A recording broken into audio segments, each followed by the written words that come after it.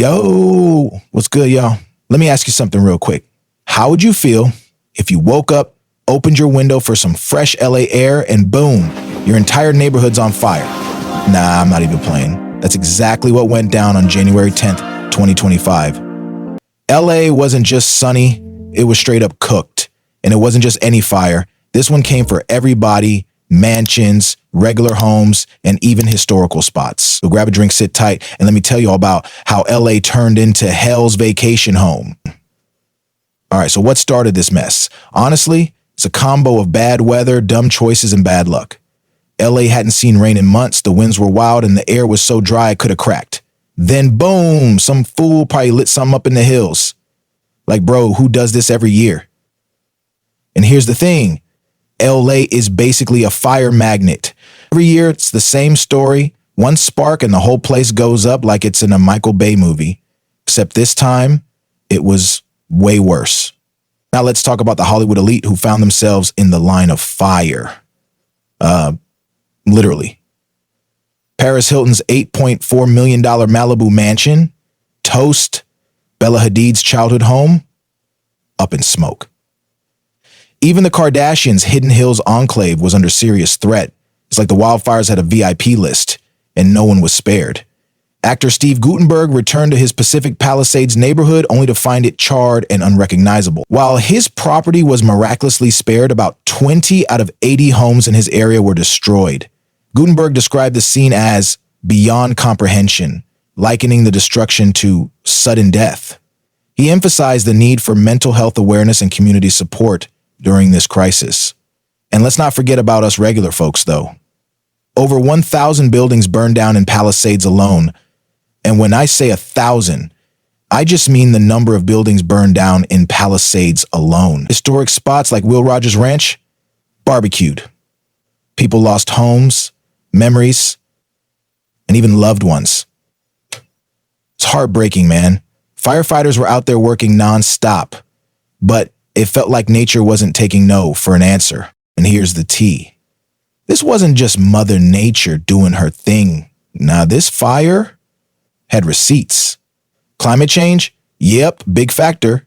And let's not forget people ignoring fire bans, throwing lit cigarettes, or just being reckless. Like, how many times do we have to say, don't mess with fire in a dry-ass area? Common sense, people.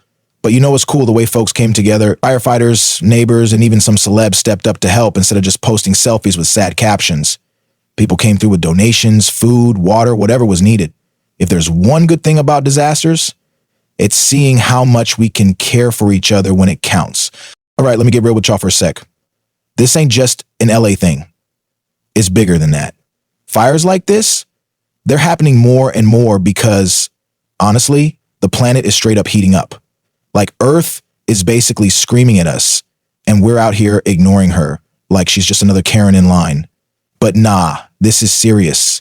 If we don't start taking care of our planet, this kind of stuff is going to keep happening. And worse, think about it. The forests, the animals, people's homes, gone. And for what? Because someone didn't check a power line or flicked a cigarette like they're in a movie? Nah, we can't be living like that anymore. And it's not just California. It's Australia, Greece, Canada. Wildfires are popping off everywhere, and it's a huge wake-up call. Let's break it down. If you live in a fire-prone area, you got to stay sharp. No campfires, unless you know what you're doing. No tossing cigarettes out the car window, and definitely no fire challenges for the gram. Seriously, who thought that was a good idea? One little mistake can cost lives. Yours, your neighbors, even firefighters risking it all to save y'all. And yo, let's talk about the firefighters for a minute. These people are out here working 24/7, running into flames when the rest of us are running away. They're the real MVPs, and the least we can do is not make their job harder. Imagine being out there in 100-degree heat, covered in soot, thinking, man, if only someone didn't flick that cigarette. But it's not just about stopping fires, it's about the bigger picture. Monday's here. And this is climate change in real time. The Earth's getting hotter, summers are longer, and droughts are everywhere. We're also focused on our daily lives, work, school, TikTok. But if we don't step up, there won't be much left to enjoy. No beaches, no forests, no cute animals, just smog, ash, and regret. So, what can we do? It starts small. Be responsible in your community, like check local fire regulations, report hazards, or just don't be that person starting trouble. We got to hold the big guys accountable, the corporations polluting the air, the people cutting corners on safety.